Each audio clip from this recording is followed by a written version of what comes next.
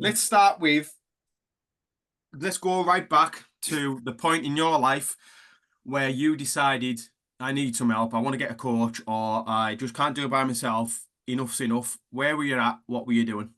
So, end of September last year, I put on a bit of beef. I was in I'd hate to use the word toxic relationship with somebody, and we were just drinking loads and loads. And obviously, myself being a PT and that over the years, gym instructor and that into my martial arts and everything, I was still keeping pretty fit. I was still training 3, 4 times a week.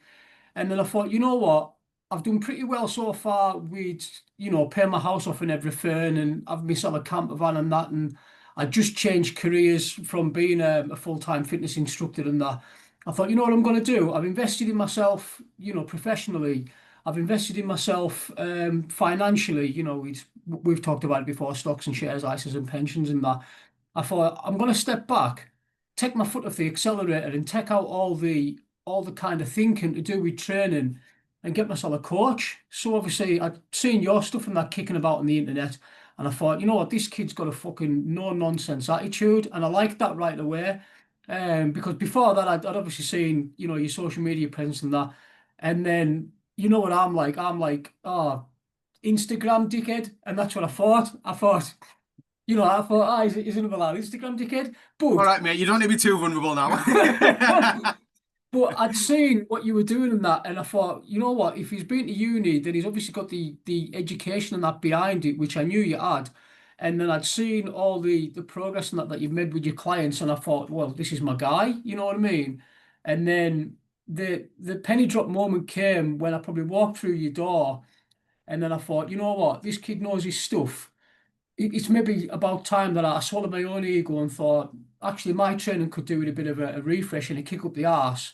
This is the guy to help us. And I Yeah, did walk through your door basically with a kind of like empty the cup so it can be refilled attitude and go from there. And I'm glad I did, man, to be honest. class. Good. Talking about training then. So obviously you came into the office nearly a year ago Yeah. as a qualified personal trainer, Aye. thinking you knew how that you could train, right? What's your Yeah. thoughts on it now? Um, Fresh knowledge. Obviously, you get stuck in your ways. I'm a good 10 years older than you. So it's like, well, it was humbling to go to somebody younger than us. That to me was growth. I seen it as growth because usually I'd have gone to somebody older than us, and they're going to be stuck in the ways and have their own thing and that. Hmm. I've been in the fitness industry now for a good 25, 30 years, from instructing martial arts, from getting me level two, from getting me PT to being a gym manager and stuff like that. So I've gone through all the different parts and that of it. Um, with that, the industry's changed loads, and I was of the disposition that, well, we're in fucking Cumbria, we don't have any PTs around here. There's no market for it, and you've changed that, which I do tip my hat to you, because I've had friends that have gone down to like Leeds and Manchester and Newcastle and that, tried to set up, and it just hasn't worked, And myself, from being round here, I done a massive weight loss journey in 2018, 2019, where I dropped about 5 stone from looking like a fucking satellite dish head, to where I got to. And I done it quickly, I done it bad. I probably starved myself quite a bit. And I thought, you know what, I wouldn't mind doing a bit of extra PT and that on the side. I've gone through a journey and that. And then I went to the likes of the sports centre, and they were going, oh, we're going to charge you, I think it was like £500, £600 a month floor rental. And that was before you even made anything.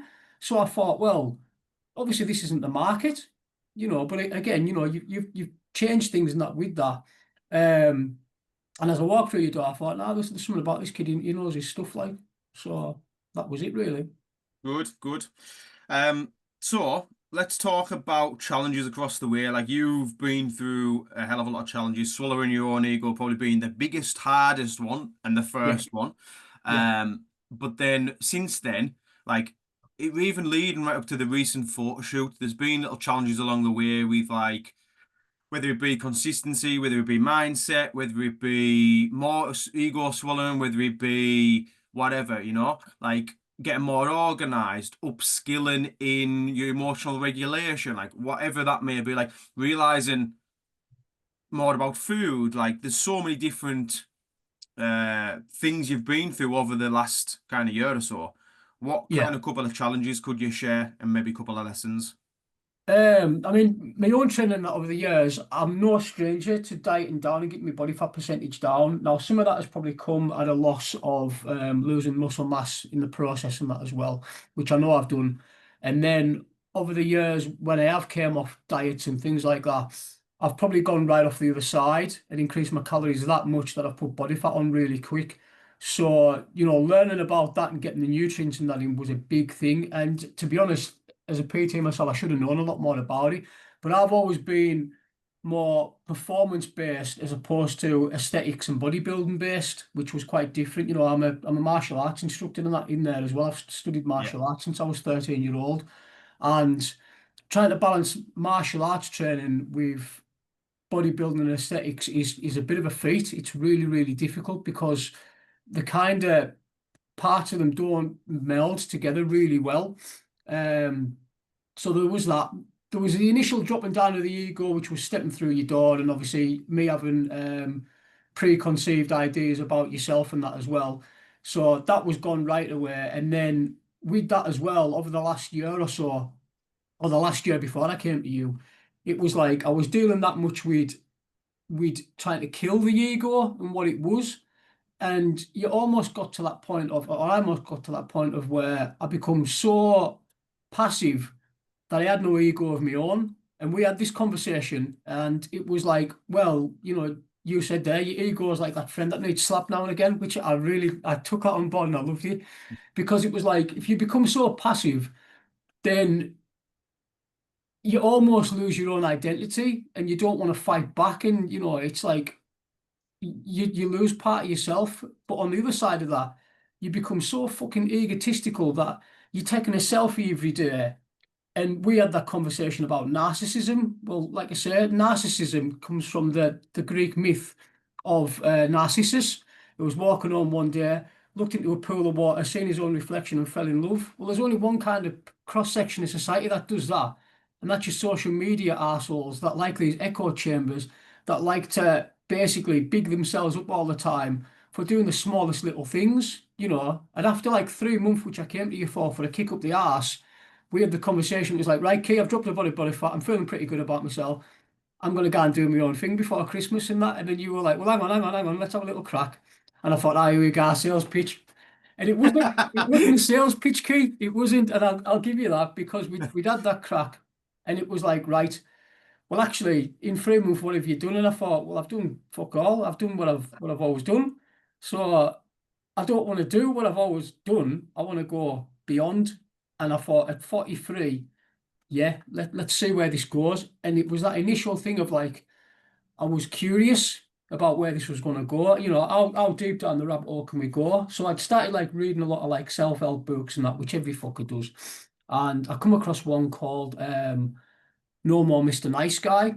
And it was all about the nice guy syndrome and blokes saying yes and all this stuff. I thought, Christ, man, like in the current world and political climate, there's a lot of these blokes that just like sit out there and just take everything on the fucking chin, yes, become yes men and all this sort. And I thought, I don't want to be part of that crowd. So I started reading about that. That changed my life. I was walking around at work, 'cause I get like 2 hours on, 2 hours off, with podcasts and that on, doing a lot of deep work and that in myself. And it's been the mental changes more than anything else. The physical has been obviously bob on. I'm in the best shape in my life, but it's been the mental changes and having yourself there in the background saying, "Well, here, try this, try that, try this," and you were saying about like photo shooting that you were going, you're in good shape, you'd look good in a photo shoot, and I was like, "Nah, that's for narcissistic dickheads and all this lot," and you were like, "Well, you're not one of them." So therefore, that's you coming out of your comfort zone to do something that you haven't done. And again, it was like, oh, well, I'm curious now. Let's see where this could go. It's a new challenge.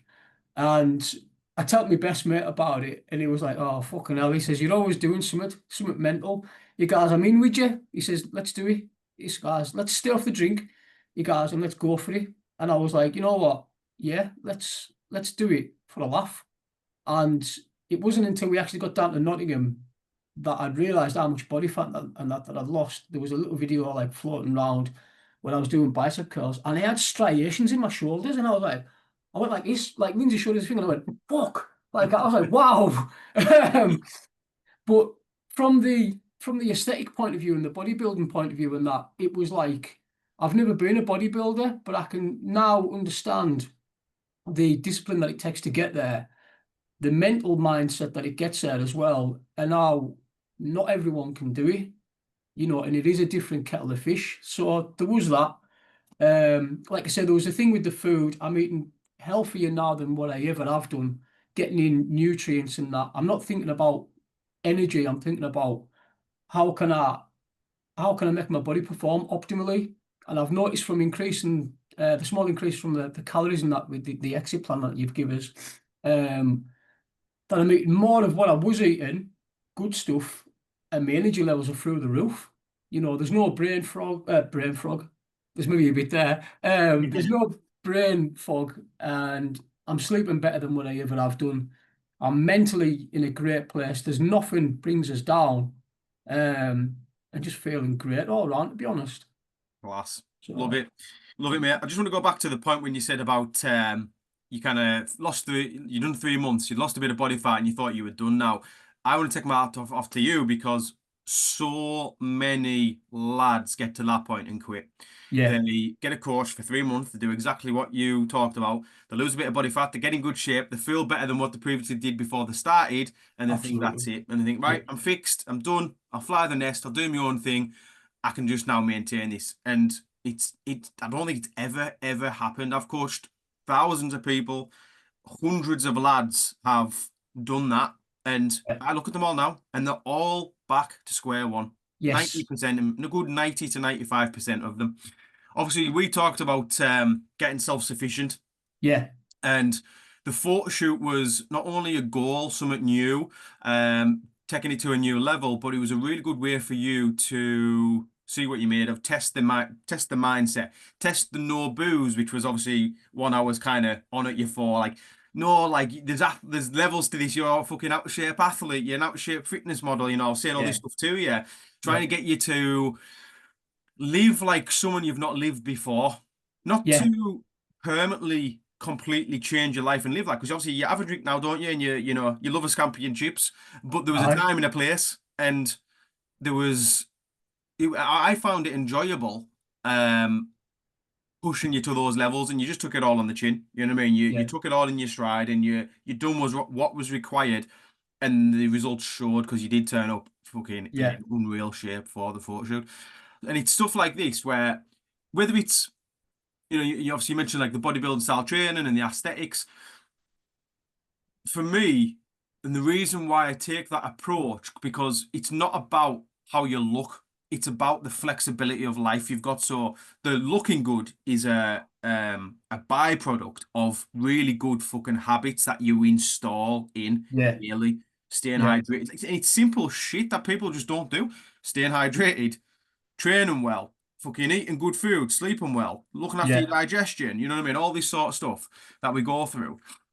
yeah. Repeated over time, the byproduct is really being in good shape. Now, for you, I think we were down to like 1,600 calories or something for the photo shoot, which is very low and obviously unsustainable. That's where a lot of lads, 1400? You got us to what? 1400?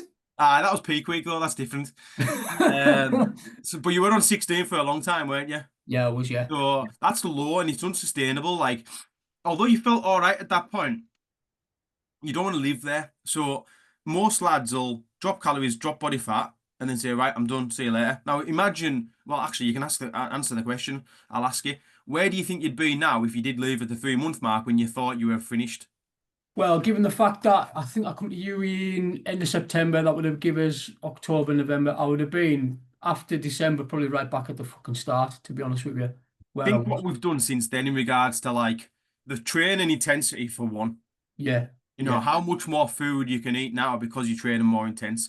yeah. You getting as lean as you got for the photo shoot, it's been difficult for you because I know you've been on nights out, you've been eating a shit bit of shit here and there. Like you've done all this stuff which you can get away with now because you've been that lean. Where if you'd Yeah, have done it at the 3 month mark when most people think they're finished and they're done and they're fixed and all the rest of it, you'd have just had your body fat on because your metabolic rate isn't that high. You know what I mean? yeah. So let's move on to the question. I kind of throw this one on your toes a little bit. Is there anything you've gained from coaching that you didn't expect to gain? I would say I've got definitely a lot more mental clarity. Like I say, it's been really good for me not to be the trainer. It's been good for me to be trained. Mm. And it was like automation, you know what I mean? Once you automate something, you take out all the thought and that behind it. I was like, right, you're going to do all that before us. Yeah. Spot on. And I like that bit. Um, Simplicity as well. You know, the workouts they weren't overly complicated at all, and I expected like mega complicated workouts, but there was like loads of compound stuff and that in there. And then you were like, right, here's your tempos, mess about with your tempos. Some of that I didn't know a lot about. So learning the different tempos and the stimulus is getting changed quite regularly were good as well because I think what we tend to do is, or what I tend to do was fall into my own way of training and then think, oh well, this is our train. You know what I mean? So having somebody that pushes in that sense, I've had loads of martial arts coaches who've pushed us to the limit. I've never had a gym instructor coach that has pushed us that far. And you've seen us walk out the gym like fucking Bambi, like I'm still sore now from a session that we done last. I think we done it on last week, and I've still my Mm. quads are still sore. Um, so it was like that was really good. So I think I've learned a lot about that. Nutrition side is bob on. Like even now, coming after the photo shoot and everything, I'm still eating the good stuff, and I'm very conscious about what's in there as well. Um, I was sitting down one night, and I think I was on my fitness pal one night for like 2 hours, trying to optimize how to get the fats up and the carbs down and messing about with like different volumes of food. But even changing like ingredients and that as well. I think I remember like starting off with mixed veg, which I barely ate to start with. And then you were like, oh, well, fuck your mixed veg off. Use proper veg. Mixed veg is for people who don't like veg. And I was like, oh, I'm not going to like this. But from like eating proper veg, carrots and taters and things like that, you develop and your taste buds and that change as well. And you're like, you know what, these are really, really nice. I can taste the broccoli, I can taste the carrots and that. And even getting like avocado in, I hated avocado. Now I cut it up and it's like a little mini melon. To me, it's like a fruit now. I eat it like a fruit. And I knock it back and it's really filling and that. Um, but even like macronutrient timings and that through the day, I'm really conscious of, So it's like if I'm going to train at 6 o'clock at night, I want to make sure that I'm fueled up, not at tea time, at dinner time. So that food's got time to digest, give us lots and lots of energy in that as well. And plan my workouts accordingly. So that's worked well, like, Good. Let's talk progress metrics then. So, what weight were you at the beginning oh, fuck when you me. first started? What weight? I think I was tipping about maybe 15 and a half stone. And what are you sitting at now? I'm sitting at 12:10 now. I think Fucking photo hell, that shoot. much? Ah, yeah, I've gained loads of Wow. weight. No, Still, but well, more so around from going because what were you at the photo shoot? I think I was 168. So let me just do a quick calculation. I'll tell you what I am now. 168. And now I'm 12 multiplied by 14 plus 10. I'm 178 now. I'm getting about £10 since the photo shoot, and that was like 3 months ago. Just about back. So, 15 and a half stone when you first started, and what were you on photo shoot? 168. Which is what in stone? I think that was tipping 12 stone or just under. Wow. So 15 and a half down to like 12, call it. Yeah, Three yeah. and a half stone. Fucking Yeah. hell. Yeah, But you've put £10 on, but like body fat level wise, then. So I can tell you this one from when you first started, mate, you were easy plus 20%. yeah, When you got down to photo shoot, you were definitely fucking around the sevens, easy. You know what I yeah, mean? yeah, Where now because obviously like calories came down, you drop body fat.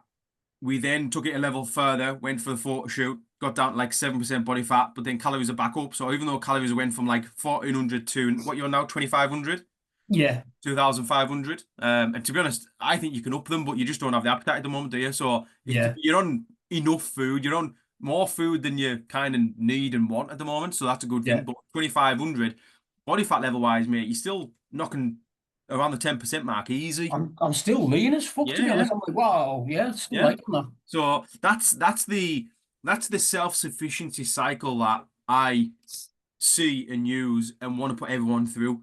You Yeah, start at the top, you drop calories, you get lean. Then you take it that little bit further. You've got no, you don't have to do a photo shoot, but you've got to get pretty lean around the 10% mark, visible abs at least. So yeah, then you can start doubling down on the training quality. That's when we started the PTs. yeah, Training quality went through the roof.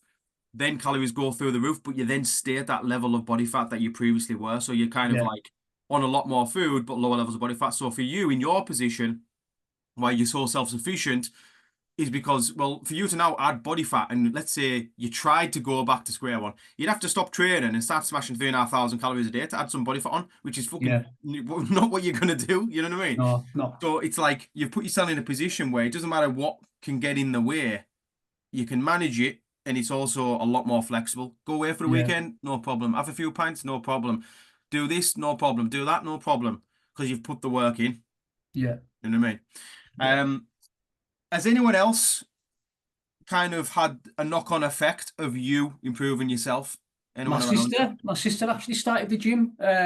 She's never stuck to anything like fitness wise ever. And she was coming up there with us. You know, we were having like our workouts and that. My little niece came up the other day with us for a workout. She's always been proper sporty. So we started hitting the pads and that as well. And she was an absolute animal, pal. I was blown away by how fast she picked kicks and that up. But my sister, I was very, very proud of because she just started doing loads and loads of walking and that when she moved into town temporarily. And she was like, "Oh, I'll come to the gym and that with you." So she started up at Empire Class. and Good, she's mate. dropped loads and, you know, she looks amazing for it. Good, mate. Good to hear that. I love the ripple effect it has when someone starts working on themselves and Yeah, man. people see and then want to start working on themselves. You know what Yeah. I mean? So then, final question. If someone's watching this, listening, and thinking, you know what, I really relate to Dave, I understand where he was, I could probably do with taking some action, but I've got all these excuses and, work, life, kids, whatever it may be. What would you say to someone who's on the fence about whether they should start working on themselves or not? Investment, investment, investment. And that's what it's all about. So it's like I'm at the age now at 43 where I've worked most of my life. I've been pretty fortunate in what I've done. I've managed to get myself into a good place, being mortgage free and such like that.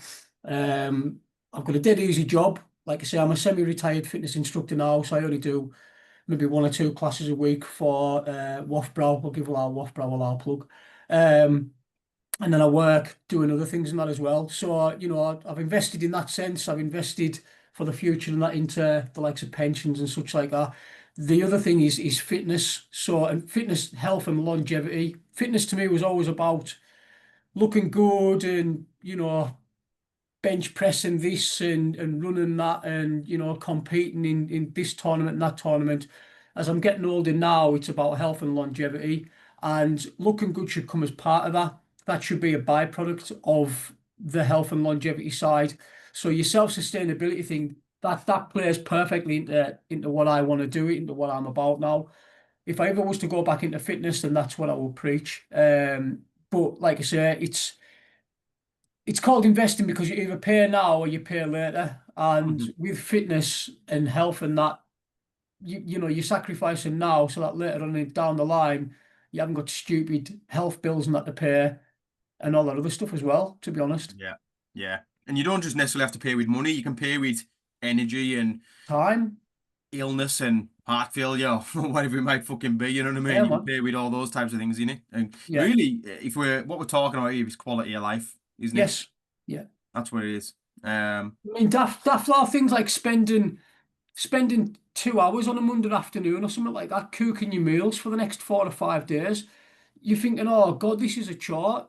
Cooking now to me is it's an activity. I do it with mhm, music on. mhm, I love like lining up all the ingredients and everything and cutting them up and putting them into like little containers and that. I bought loads of mhm. Tupperware and everything. And that little 2 hours of investment there sets you up for the rest of the week because now you're not having to run to the garage, you know, because you've missed something or out the car. Therefore, eating more crap and spending more money on more crap.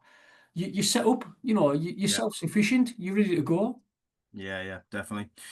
So what's for the future for you, mate? Obviously, you are completely different. You're in the best shape you've ever been in, and you were always confident before, but no doubt the most confident you've ever been. Aye, You're self-sufficient, like you're never going back to being out of shape. Yeah, you're still gonna have a pint now and again, but even you said the other week, like you went on a night out and then you decided, hang on, I could probably do it some fucking sleep. I'm gonna go home. So whereas no doubt in the past, that night out or weekend away would have rolled into 2 weeks of aye, eating shite and whatever. yeah. Um, Even that's being curbed. Like there's so many skills that you've refined to make your quality of life better. What are you going to do with it all? What's the future hold? One of the best things I got from like, carrying on from that is I walked out to see my mate to the week and I bought a van off him, the one that I converted, not last year, year before. And I walked into his living room and I just sat there and I just put my feet up and just chilled out. And he's going, "You've changed." He says, "You're so more like relaxed." He goes, "Look at your man." He says, "You're just a different person." He says, "You just like, you take life as it comes, you smile, and then you just like pick others up." And I was like, "Well, that's what it should be. There's no stress or not like that. There's no, Christ, I need to go out to Sellafield and earn 200 grand a year and pay off my 200 grand mortgage and all this lot, and I'm not living like for debt or living for the weekend or trying to impress anybody." It's like you're at that point where your brain's that clear that it doesn't matter what you do in the future, you put your mind to it, you can accomplish it. Um, I think from a personal point of view, at the minute I'm having a little bit of fun. So I've just started messaging somebody and she's really nice, so that's been good. So I'm feeling a little bit young and confident in myself in that. Class. Um, Fitness wise, I'm incorporating more of my martial arts stuff, but now it's less about the competition, it's more about the longevity. Obviously, there's a lot of health benefits from doing martial arts. Chinese have got that absolutely nailed, in the likes of the Tai Chi and everything. Mm. Professionally, I'm really happy where I am. So I'm currently living between Workington, Allenby, and working at Wigton. Luckily, with the job that I've got, I also get to travel around Cumbria as well, which is a winner. But I'm looking into like other things that I can do remotely, um, and become a little bit more self-sufficient and that with that. So it is good to have options. Um, it's also good to have the flexibility of knowing that I don't have to work for the dickhead, if I don't want to, which is Yeah. great, given the fact of where the current political climate and that is and where things are going. I think living less off the state as much as we can is a good thing at the moment, and Well said, I'm mate. sure you agree with that. Very well said. I think that's a perfect bombshell to end it on. Hmm. But mate, I appreciate your time. Thank you very much. You're welcome.